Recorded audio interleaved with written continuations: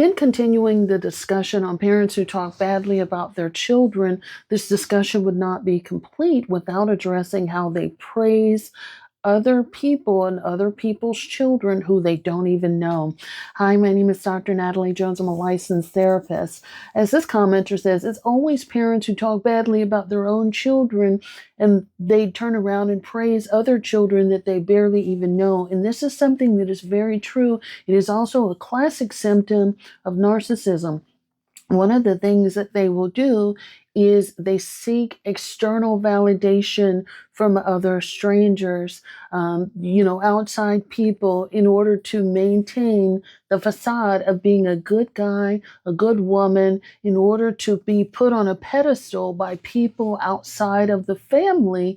Let me go and chase that validation elsewhere. And so one of the ways they do this is they triangulate their children with strangers. It's like, oh, I am a good person. Look how much I can praise outside children. I can speak negatively about you, but I can praise those. And a lot of times they'll do it in front of their children who they talk negatively about to make their children feel smaller and smaller. So I'll go and praise a stranger's child, and how good that child is and how wonderful that child is for bringing home good grades.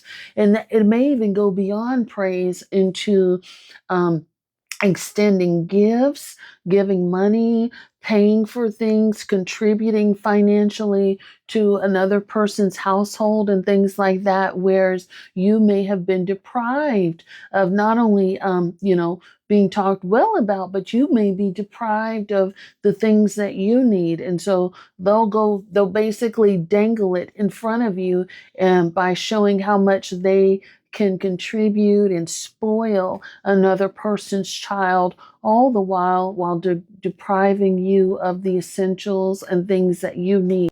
This can really turn into a sick little power play, if you will. It's meant to make you feel small. It's meant to demean you. It's meant to keep themselves in a position of power. It's the equivalent of let them eat cake, while they sort of live this life of lavishness and luxury, and they get to pick and choose on what they want to spend their resources on, not you, but everyone else.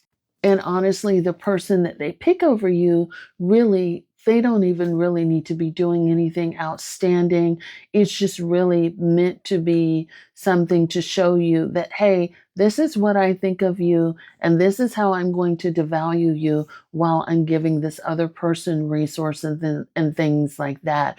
And meanwhile, you may have had to beg, you may have had to promise the rights of your firstborn child. I'm exaggerating there, but I think you kind of get my drift.